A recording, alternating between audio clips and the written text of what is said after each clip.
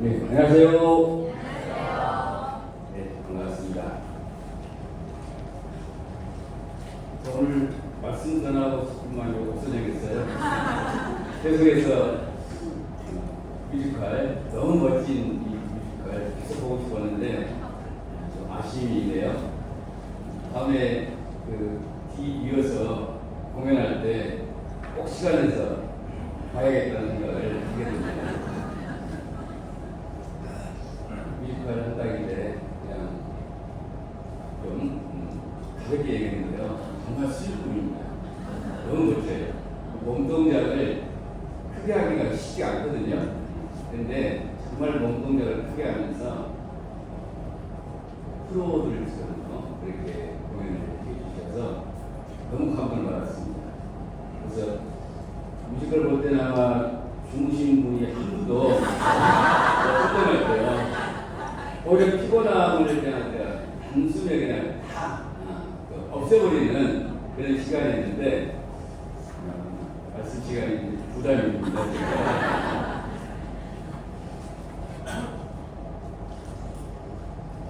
네. 성화의 원리는 무엇인가?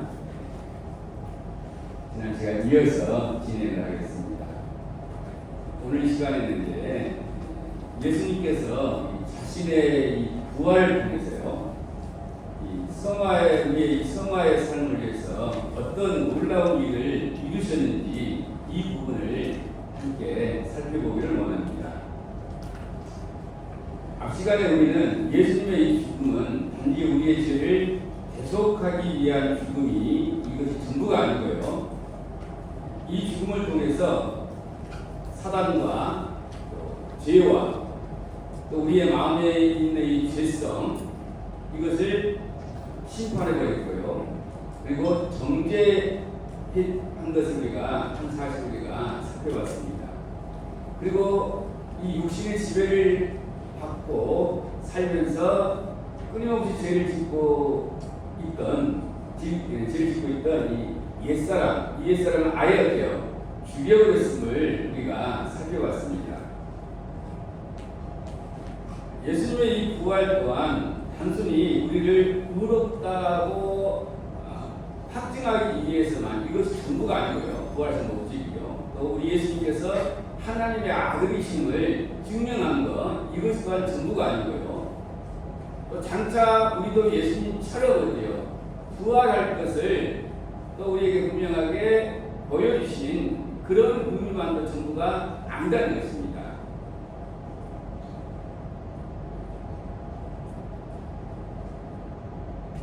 하나님께서는 이 예수님의 이 부활을 통해서요, 우리의 이 성화의 삶과 관련해서 또 다른 놀라운 일을 이루셨습니다.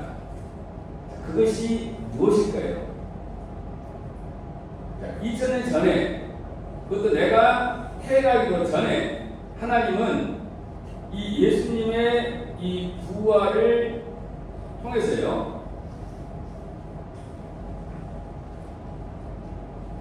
이 예수의 부활과 함께 나를 새 사람으로 살리셨어요.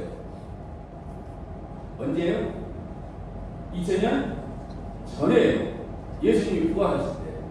그런데 이것이 이제 실제 나에게 나타난 때는 언제인가요? 내가 예수님을 믿고 구원받을 때. 이 영혼의 구원을 받을 때 우리가 전시가 살펴봤던 나의 옛사람을 죽여버린 이 일도요, 내가 영혼의 구원을 받을 때 이것이 이미 나에게 이루어진 거예요. 다만 우리가 그것을 깨닫지 못하고 있었을 뿐이고요. 근데 이 나를 또한 이제 새 사람으로 또 이렇게 새롭게 태어나게 하시는 사건도 내가 예수를 믿을 때, 그때 이미 우리 안에 새 사람이 이미 지어졌는 거예요. 새 사람이 존재가 된 거예요. 근데 우리가 이제 내 안에 새 사람이 있다는 것을 전혀 모르고 그냥 옛사람을 우리가 살아왔을 수도 있어요. 그런데 분명한 건 뭡니까? 이미 우리에게 이러한 일이 우리가 구원받을 때 우리에게 이루어졌다는 사실입니다.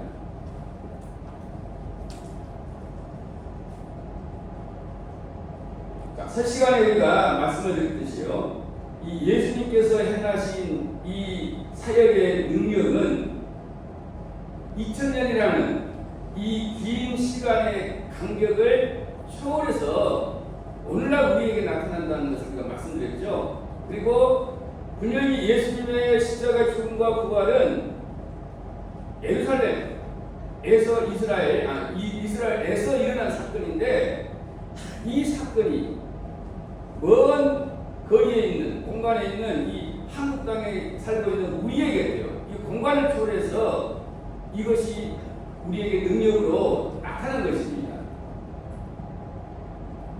앞 시간에 제가 장황하게 이 부분을 말씀을 드렸던 것은 이 예수님의 이 십자가 죽음과 부활의 능력, 부활과 이 승천은, 이 사역은 우리가 생각하는 것보다도 훨씬 우리에게 능력이 되고요, 또 우리에게 엄청난 가치가 있는 것이라는 것을 강조하기 위해서 제가 그때 이 첫째 시간에 장황하게 말씀을 드린 거예요.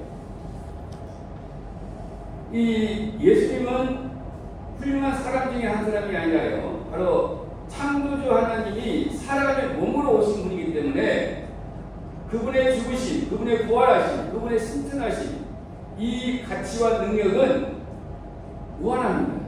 무한해요. 그래서 우리가 어떻게 저런 일이 우리에게 일어날 수 있을까? 이런 의문을 우리가 가질지라도요, 그래서 얼마든지 우리에게 일어날 수가 있는 것입니다.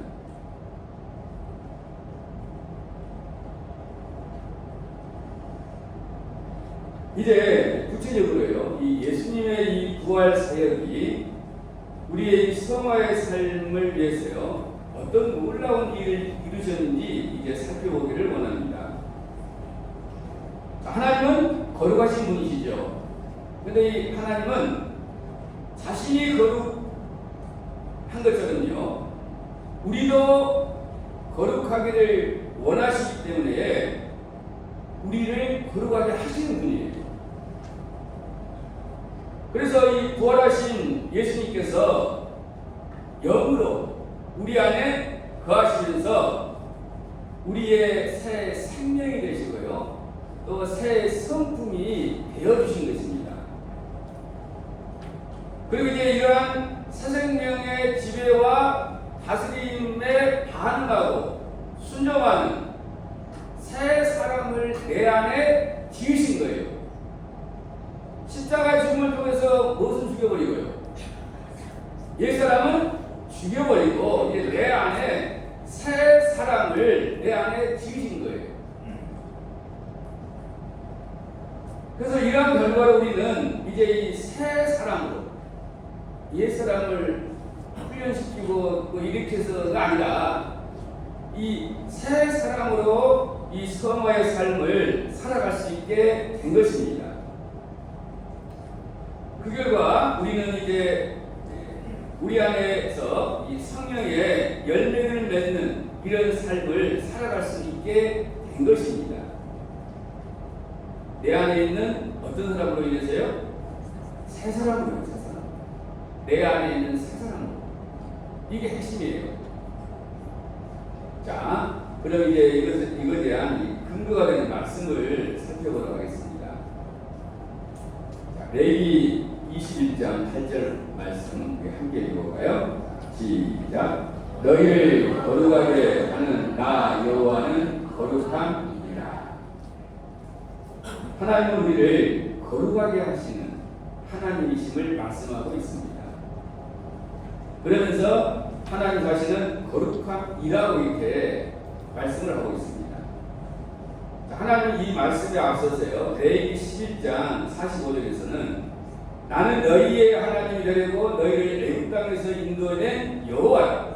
내가 거룩하니 너희도 거룩할지어다. 이렇게 말씀을 하고 있습니다.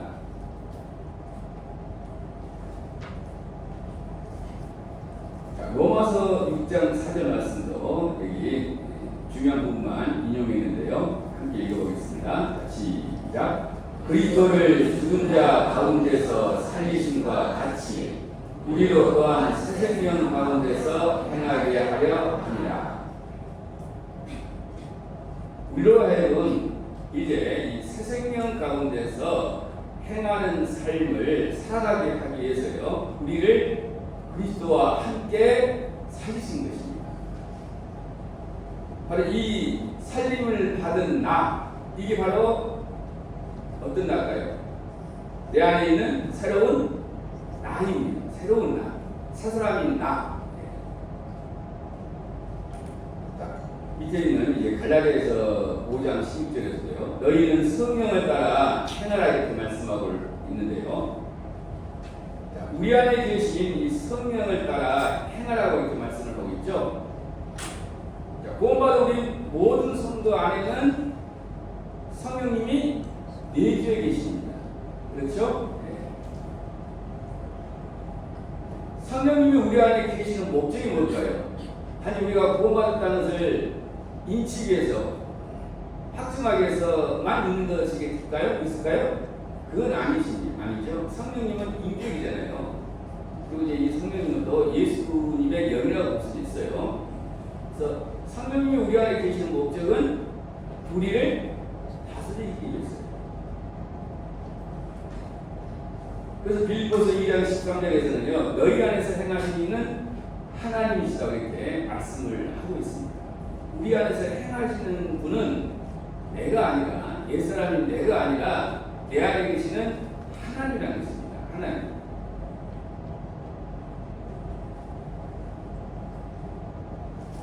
베드로후서 1장 3절과 4절 말씀은 굉장히 중요한 말씀인데요. 물론 모든 말씀이 중요한 말씀이죠. 그의 신기한 능력으로 생명과 경건에 속한 모든 것을 우리에게 주셨으니 신성한 성품에 참여하는 자가 되게 하려 하시는 분이라. 하나님께서는 예수님을 통해서 우리에게 새 생명을 주셨을 뿐만 아니라요, 이 새 생명을 통해서 새로운 삶을 살아갈 수 있도록 경건에 속한 모든 것을 우리에게 주셨습니다. 경건한 삶을 살 수 있는 모든 것을 우리에게 주셨다는 것입니다. 그리고 그것은 결국 뭘 의미할까요? 바로 예수님의 온전한 인격과 성품을 의미한다고 볼 수가 있어요. 그래서 이런 말미암아 이제 우리는요, 이 하나님의 신성한 성품, 이 거룩한 성품에 참여할 수 있는 그런 자가 되게 하신 것입니다.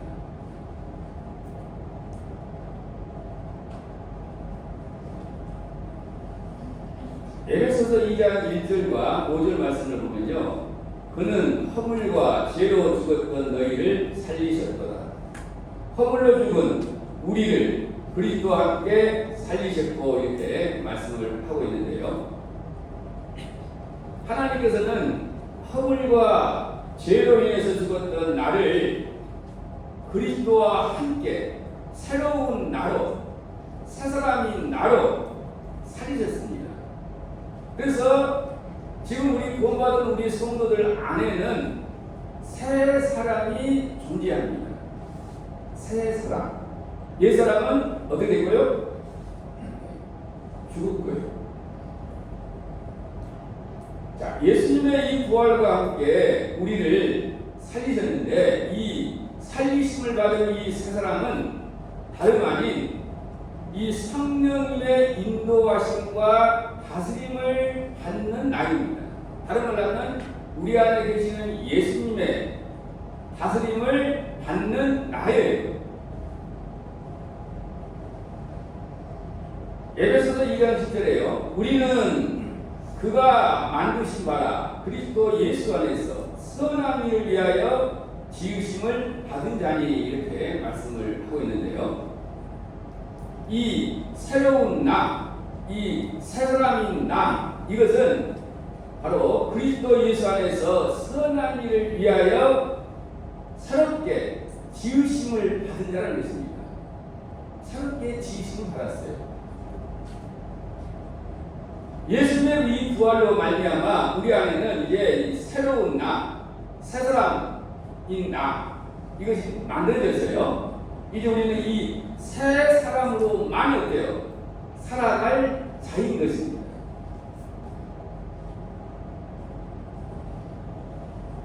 그렇게 살아고 우리의 옛사람은 예수님의 십자가 죽음과 함께 죽여버렸고요.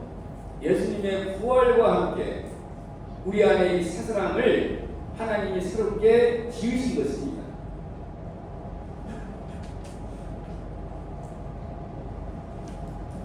자, 에베소서 4장 24절에 보면은 새 사람을 입으라고 이렇게 말씀을 하고 있습니다. 근데 이 새 사람을 입으라는 이 말씀은요, 다른 의미가 아니라요, 새 사람으로 살아가라 이런 말입니다. 새 사람이 되라는 말이 아니에요. 우리는 예수님을 믿을 때 새 사람이 이미 되어졌어요. 예수 믿고 구원받을 때. 그래서 이제 그 새 사람으로 살아가는 이런 말씀입니다. 우리는 이미 새로운 사람으로 지음받은 자예요. 자, 이 골로새서 이 3장 10절에 돼요. 새 사람을 입었으니 이렇게 말씀하고 있죠. 네.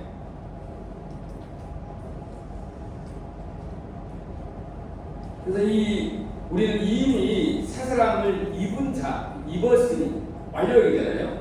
이미 우리는 입은 자라고 이렇게 말씀하고 있습니다. 그런데 이 새 사람은 우리를 창조하신 이 하나님의 형상을 따라 지식이까지 새롭게 하심을 입은 그런 존재입니다. 그래서 이 새 사람은 우리 안에 주인으로 계시는 이 예수님의 다스리심, 또 이 성령의 다스림에 순종하며 반응하는 새로운 나예요. 새로운 나. 이 새 사람은 볼 수 없는 하나님의 이 형상이신 예수님의 인격과 성품을 나의 인격과 성품으로 나타내는 존재입니다. 그래서 우리 구원받은 성도들은 이제 내 안에 있는 이 새 사람을 통해서요, 예수님의 인격과 예수님의 성품을 드러내는 이러한 삶을 우리가 살아야 하는 것입니다. 이게 바로 성화의 삶이에요. 단순히 내가 주체가 돼서 뭔가를 새롭게 변화시키고 새로운 것을 시도하고, 이게 성화가 아닙니다. 이건 그 근거가 잘못된 거예요.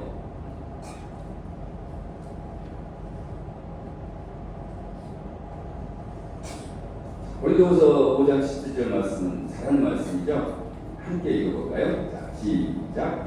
그런즉 누구든지 그리스도 안에 있으면 새로운 피조물이다. 이전 것은 지나갔으니 보라 새 것이 되었도다.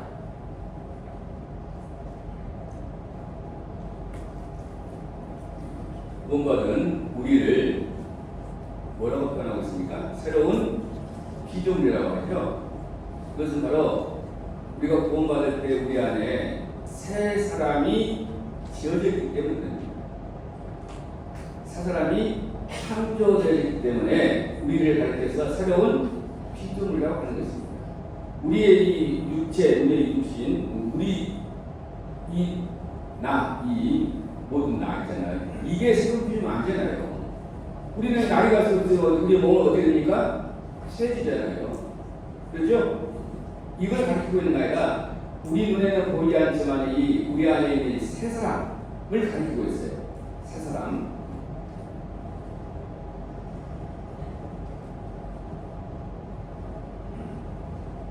이럴 때 우리는 이제 요한복음 15장 5절에서 말씀한 것처럼 우리 안에 주인으로 계시는 이 예수로 말미암아 많은 열매들을 우리가 맺는 이런 삶을 살아갈 수가 있습니다.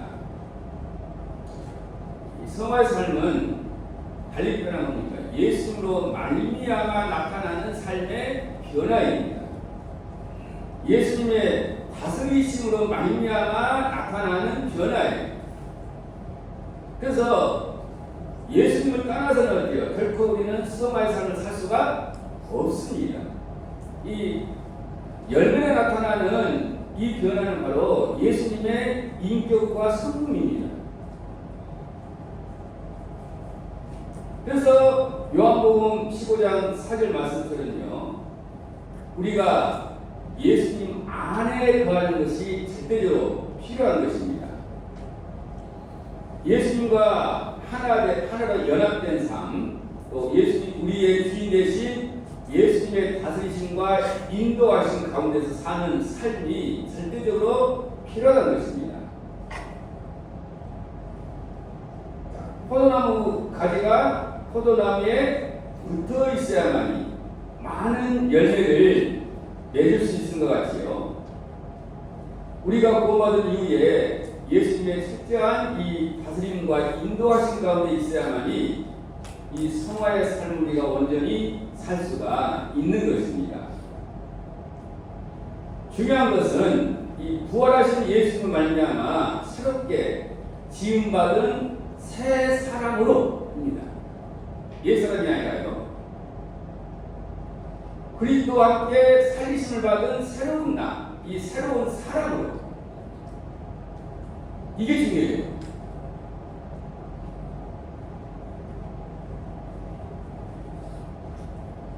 갈라디아서 5장 22절부터 23절에 보면은 성령의 9가지 열매가 나오죠. 이러한 이 9가지 열매는 결국 무엇이냐면요, 예수님의 인격과 성품입니다. 우리 안에 있는 이 세 사람을 통해서요, 예수님의 이 사랑의 성품을 나타내게 되고요, 또 예수님의 이 참된 기쁨의 이 성품을 나타내게 되고요, 예수님의 참된 이 평안, 화평의 이 성품을 나타내고요, 또 예수님의 인내의 성품을 나타내고요, 또 예수님의 자비의 성품을 나타내고, 또 예수님의 선한 성품을 나타내고, 예수님의 충성스된 이 성품을 나타내고, 예수님의 이 오리와 절제의 성품을 나타냄을 의미하는 것입니다. 이 성령의 9가지 열매가 다름 아닌 예수님의 인격이에요. 예수님의 성품이고요.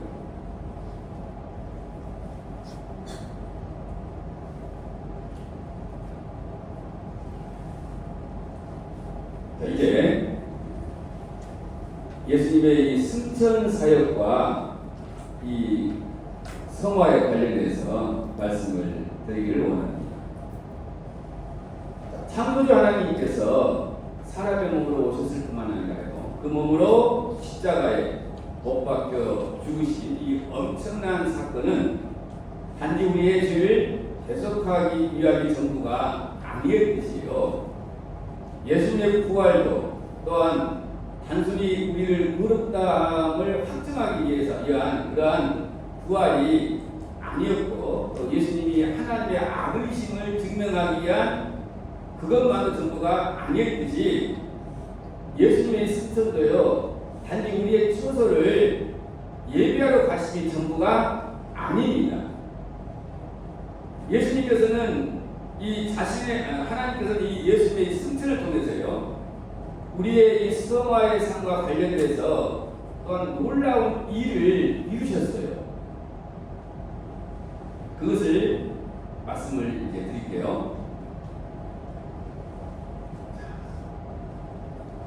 예수님은 자신의 이 승천을 통해서 우리를 하늘에 앉히셨어요. 자, 에베소서 2장 6절 말씀을 함께 읽어보겠습니다.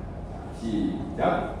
또 함께 일으키사 그리스도 예수 안에서 함께 하늘에 앉히시니. 하나님께서는 예수님께서 부활하실 때 우리도 함께 일으키셨고요, 우리도 함께 살리셨고요, 또한 예수님이 승천하실 때 그리스도 안에서 예수님과 함께 우리를 하늘에 앉히셨어요. 비록 우리의 몸은 여기에 있지만 우리는 이미 하늘에 앉혀져 있는 자라는 것입니다. 자, 그렇기 때문에 빌립보서 3장 20절 말씀처럼요, 우리의 시민권은 어디에 있을까요? 하늘에 있습니다. 우리는 대한민국 국민이면서 또한 하늘의 백성들이에요. 둘 중에 하나를 선택한다면 어디 나라의 시민권을 택하겠어요? 당연하죠. 우리나라가 아무리 좋다하더라도 또는 미국에 우리 살고 하더라도 둘 중에 하나 선택한다면 당연히 우리는 하늘의 이 시민권을 선택할 수밖에 없죠. 이제 우리의 이 몸이 변화되어 이제 실제 하늘에 거하게 하실 이 예수 그리스도의 재림을 우리는 지금 이제 기다리고 있는 자입니다.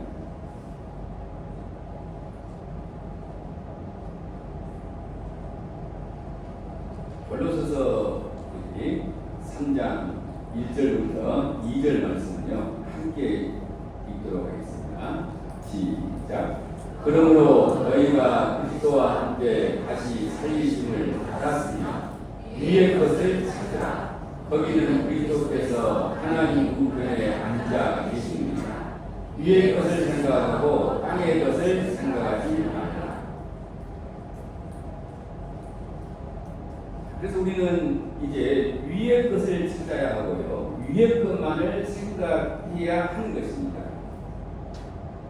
우리는 우리의 시민권이 하늘에 있는 자이기 때문에 땅의 것이 전부인 것처럼 이렇게 생각하면서 살아서는 안 된다는 것이죠.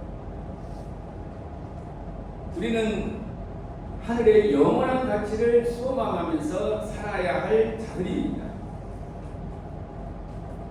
자, 우리가 그동안 살펴봤듯이 우리의 이 성화의 삶에는 예수님의 사역이 반드시 밑바탕이 돼야 함을 우리가 알게 됐어요.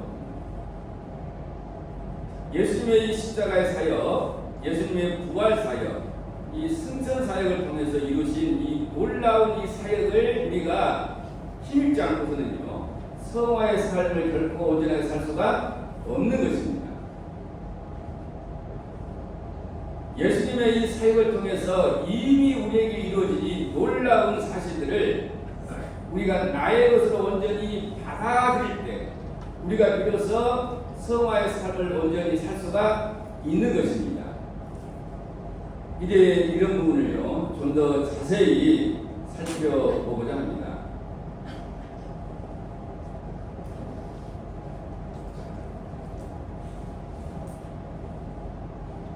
성화를 위해서 내가 힘써야 할 일이 무엇일까요?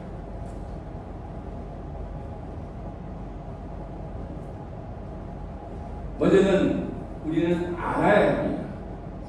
예수를 통해서 우리에게 이루어진 사실들을 알아야 한다는 것이죠. 자, 로마서 이 6장 3절은 좀 난해한 말씀입니다. 자, 무릇 그리스도 예수와 합하여 세례를 받은 우리는 그의 죽으심과 합하여 세례를 받은 줄을 알지 못하냐 이 말씀인데요. 킹제임스 성경을 보면요. 예수 그리스도 안으로 침례를 받은 우리가 다 그분의 죽으심 안으로 침례를 받은 줄을 너희가 알지 못하느냐 이렇게 번역을 하고 있습니다. 이 하파이라는 이 원어는요 헬라어 전치사 이 에이스인데요 이 안으로 어디 속으로요 그런 의미를 가지고 있어요. 그리고 우리가 잘 아시다시피 이 세례의 원어인 이 바티저는 이게 침례를 가리키잖아요. 그래서 이 단어와 결합해서 그리스도 안에 완전히 잠기는 것 이것을 의미합니다. 예수님 안에 온전히 잠기는 것.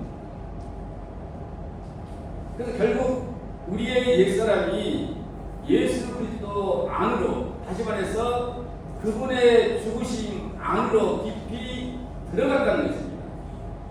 그분의 죽음 속으로 들어갔다는 것입니다. 옮겨졌다는 거예요. 우리의 옛사람이요. 그래서 킹제임스 성경은 그분의 죽음 안으로 침례를 받은 줄을 너희가 알지 못하느냐 이렇게 번역을 하고 있는 것입니다. 결국 이것은 우리가 그리스도와 함께 죽었음을 알아야 한다는 말이에요. 자, 그런데 우리는 이뿐만 아니라 그리스도와 함께 살리심을 받았음도 알아야 하잖아요. 이것도 사실이잖아요. 또한 좀 전에 살펴봤던 그리스도와 함께 하늘에 안침받은 것도 어때요? 이것도 또한 우리가 알아야 됩니다. 그렇죠? 예수님과 함께 우리의 옛사람은 죽었고 예수님의 부활과 함께 우리 안에 이제 새 사람이 이제 지음받았고 또 예수님의 승천과 함께 우리는 이미 어때요? 하늘에 안침받은 이 놀라운 사실을 우리가 먼저는 알아야 한다는 것이죠. 그래야 이것을 나의 것으로 삼을 수가 있죠. 우리가 알지 못하면 어때요? 전혀 이것을 나의 것으로 삼을 수가 없잖아요. 좀 더 이제 이것을 자세히 말씀을 드린다면요. 자, 우리가 이 영원의 구원을 받을 때요. 이미 우리의 이 성화의 구원을 위해서 예수님의 이 십자가 죽음을 통해서요. 사단을 정죄하고 심판하고요. 또 죄를 정죄하고 심판하고 또 우리 안에는 육신을 심판하고 정죄하고 우리의 옛사람을 아예 죽여버렸다는 이것을 우리는 알아야 한다는 것이죠. 또한 우리가 이 구원받을 때 이미 우리의 이 성화의 구원을 위해서 예수님과 함께 우리를 살리셨어요. 우리 안에 이 새 생명이 거하고 있는 이 사실을 우리는 또한 알아야 합니다. 또한 그 다스림에 반응하고 순종하는 새 사람이 내 안에 이미 지어졌음을 우리는 알아야 합니다. 이것이 언제 이루어졌다고요? 구원받을 때.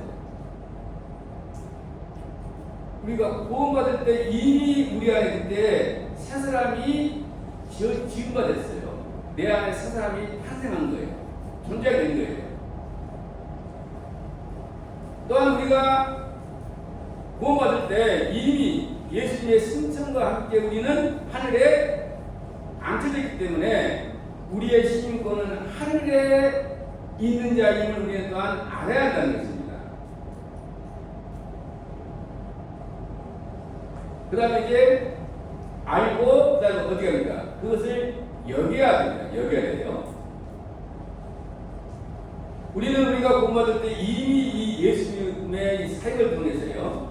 우리에게 이루어진 이 놀라운 사실을 알아야 할 뿐만 아니라 이것을 우리가 믿음으로 받아들여서 나의 것으로 삼아야 합니다. 이 여긴다 말은 결국 이것을 믿는다는 말이에요.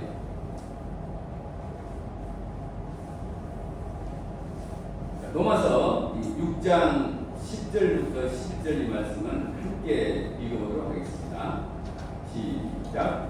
그가 죽으심은 죄에 대하여 단번에 죽으시며 그가 살아계심은 하나님께 대하여 살아계심이니 그와 같이 너희도 너희 자신을 죄에 대하여는 죽은 자요 그리스도 예수 안에서 하나님께 대하여는 살아있는 자로 여길지어다.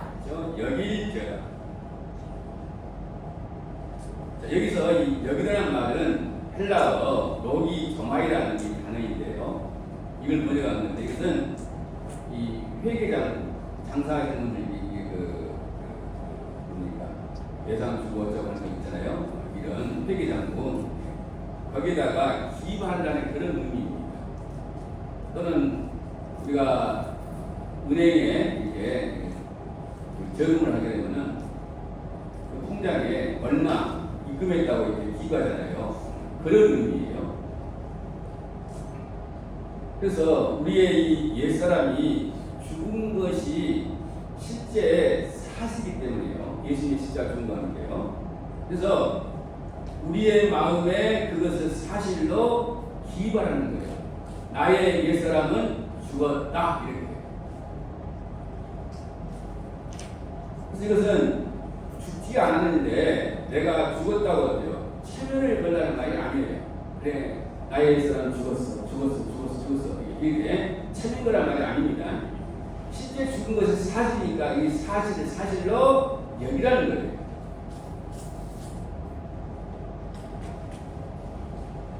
이미 그리스도 안에서 이루어진 이 객관적인 이 진리를 내 삶의 확실한 현실로 받아들이라는 그런 의미입니다.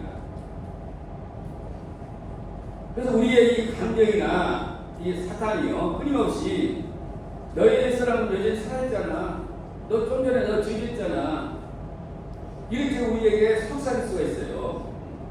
이때 우리는 어떻게 됩니까? 내 마음에 확실하게 기입된 이 장부를, 회개 장부를, 제가 이 장부를 할게요.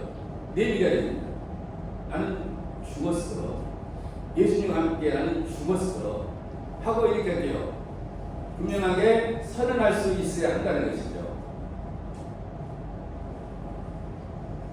예수님은 하나님이 사람의 몸으로 오신 분이기 때문에요. 사실 죄에 대해서 죽을 필요가 없잖아요. 그렇죠? 우리가 죽어야지. 또 하나님에 대해서도 어때요? 새롭게 살아계실 필요가 전혀 없어요. 예수님은 처음부터 어때요? 하나님에 대해서 살아있는 자예요. 하나님께 대해서 온전히 순종하는 그런 분이라는 것이죠. 그런데 이렇게 하신 것은 누굴 위해서 하신 걸까요? 바로 우리를 위해서. 우리를 위해서. 여기 그가 죽으시는 죄에 대하여 단번에 죽으시니, 그가 누굴까요? 예수님이잖아요. 그가 살아계시면 하나님께 대하여 살아계시니, 그와 같이 너희도 너희 자신을 죄에 대하여는 죽은 자요 그리스도 예수 안에서 하나님께 대하여는 살아있는 자로 여기져라. 예수님이 그렇게 한 것처럼 우리도 그렇게 하라는 말인데,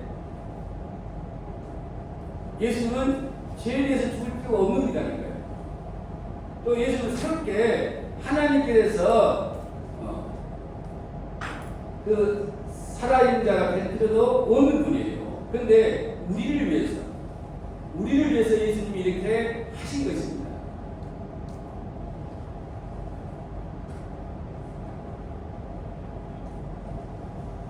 마태복음에 보면요, 두 여인이 예수님의 능력을 온전히 믿을 때 예수님을 합니까? 그 믿음대로 그들의 눈을 밝아지게 했잖아요. 그래서 우리가 이 예수님의 이 실제 이 사역을 우리의 성화의 도를 위해서요, 실제 이루어진 이 사실로 우리가 받아들이는 것이 중요합니다. 그래서 이것을 우리가 믿음으로 받아들일 때 어때요? 이게 능력으로 역사하는 거예요. 아무리 예수님이 실제로 이런 놀라운 삶을 하셨어도요, 우리의 성화의 삶을 위해서 하셨어도 우리가 이것을 믿음으로 받아들이지 아니하는 거예요. 우리에게서는 아무 능력이 없는 것으로 결국 남게 되는 거예요.